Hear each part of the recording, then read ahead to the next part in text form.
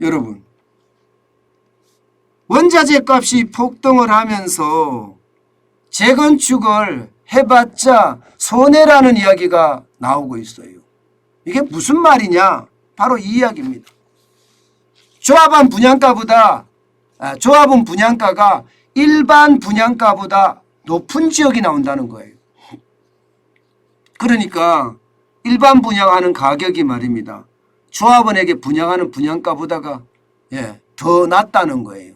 당장 대치 우성 1차 재건축 같은 경우는요. 조합원 분양가가 훨씬 높습니다. 조합원의 분담금도 많고요. 여기에다가 재건축 초과이익 환수제까지 고려를 하면 실질적으로는요. 조합원의 분양가가 훨씬 크다는 거예요. 그러면 여러분, 이게 여러분 같으면 재건축하자고 이야기하겠어요? 차라리 일반 분양 받는 게 낫죠. 일반 분양을 받으면 재건축 조합원 분양가보다 낮다고 하니 안 하려고 드는 겁니다. 안 하려고. 왜 그럴까요? 분양가 상한제.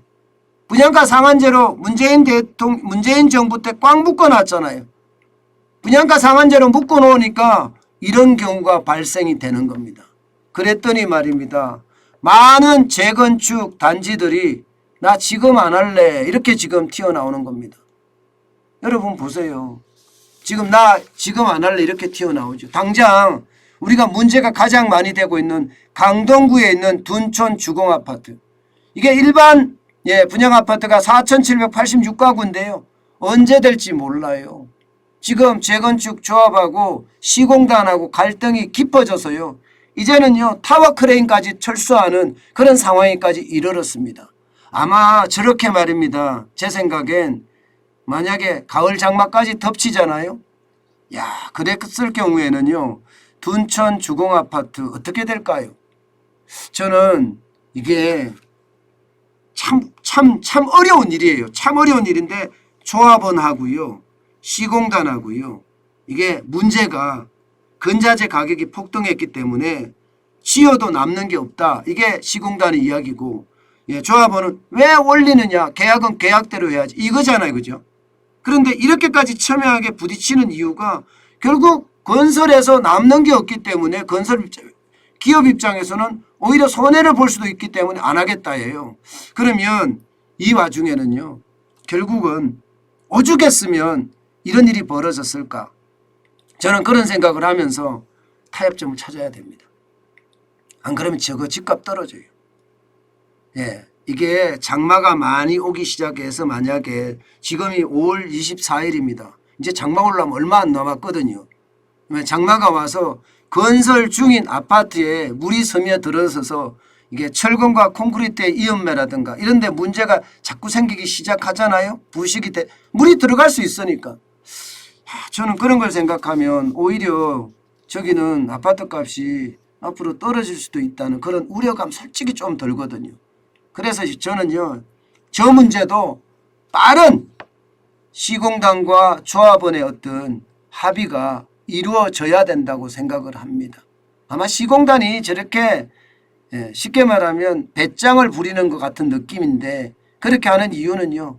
뭐 해봤자 손해니까 건자재가 너무 많이 올랐으니까 뭐 그런 이야기가 나오는 건 아닌가 그런 생각을 또 한번 해봅니다. 그리고 또 있습니다. 송파구의 문정동 136번지 일대 여기도요. 올 8월 이후로 미뤘습니다. 286가구를요. 지금 다 미루고 있습니다. 신반포 15차 263가구도 미정입니다. 방배 5지구 내년 6월 이후로 미뤘습니다. 1686가구. 서울 이문 3구역에 올 10월 이후로 1067가구를 미뤘습니다. 1구역도 905가구 미뤘고요. 대조 1구역에는요 502가구가 미뤄졌습니다. 홍원덕 13구역도 411가구가 미정으로 됐습니다. 이게 이렇게 될 수밖에 없는 게 여러분 건자재 가격이 워낙 오르니까 이게 계속 미루는 그런 사태가 벌어진다 이렇게 이야기하고 있는 겁니다. 그러니까 일반 분양가보다가 조합원 분양가가 더 비싸니까 누가 하려고 들겠습니까? 안 하지요. 그러니 재건축하는 사람도 실제 재건축 수주하는 사람도 건설사 입장에서도 이거 수주하는 걸 굉장히 꺼리고 있습니다. 오죽했으면 여러분 제가 한번 말씀을 드렸는데 경기도 성남시 수정구의 신흥 1구역 재개발 사업에요. 여기 건설사들이 응찰을 안 했습니다. 나타나지도 않았어요. 설명에 나타나지도 않았고요. 어디 그것뿐만 있는 게 아니라 전국 곳곳에서 이런 일들이 지금 벌어지고 있다 이렇게 이야기하고요. 심지어 수주를 완전히 마친 그런 곳에서도 착공이 지금 미뤄지고 있어요. 착공이 미뤄지고 있는 이유가 건자재 가격이 떨어져야지 하겠다 이런 생각이 많이 하는 것이라고 저는 읽히거든요. 근데 문제 여러분 진짜 큰 문제가 하나 있어요. 진짜 큰 문제. 무슨 문제냐. 이렇게 되면 여러분 서울의 공급이 이게 쉽지 않아요. 공급이 굉장히 쉽지 않습니다. 결국 말입니다. 공급이 엄청나게 줄어들어요.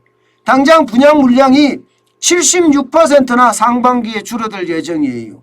1월 말만 하더라도 여러분 9,734 아이고 이게 4월 말에 2,574 5월 현재는 2,350 으로 확 줄어버렸습니다.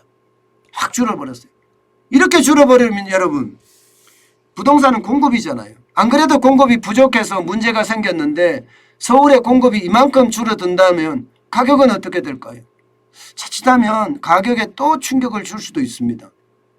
물론 기본적으로 저는 부동산이 앞으로 시간이 가면 갈수록 공급은 일어날 테니까 부동산 가격은 올라갈 거라고 예상을 해요.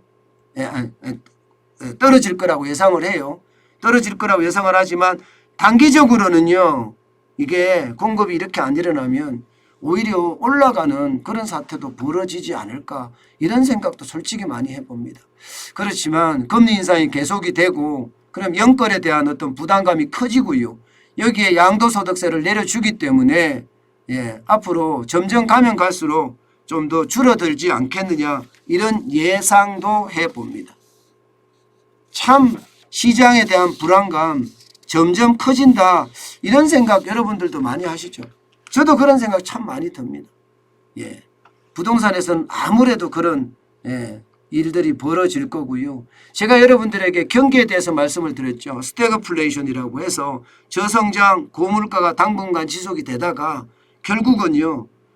저성장 저물가 디플레이션 형태로 갈 거다 이렇게 제가 작년부터 말씀을 드렸잖아요. 아마 그런 것처럼 말입니다. 부동산 집값도 그런 모양새를 나타내지 않을까 싶어요. 지금은 공급이 적고 그나마 지금 양도소득세 완화해 주면서 뭔가 물량을 계속 쏟아내게 만들면서 계속 올라가는 폭등하는 것을 막고 있는데 이게 어느 정도 가면 공급이 이어지면서 지금은 공급이 이어질 확률이 굉장히 낮거든요. 그런데 지금 국토교통부도 분양가 상한제에 대한 손질을 하겠다 이렇게까지 이야기하는 걸 보니까 아마 공급은 더 일어날 모양인데 공급이 일어나게 되면 집값은 내려가는 것은 뭐 분명한 시장 원리 아닐까 저는 그렇게 생각을 해봅니다. 어쨌든 시장은요 좀 우리가 지켜봐야 되는 것은 분명하고요. 그 지켜보는 와중에 어떤 변화가 있는지도 한번 좀 챙겨보는 것도 우리의 어떤 부자가 되기 위한 습관이 아닐까 저는 그런 생각 다시 한번 해봅니다.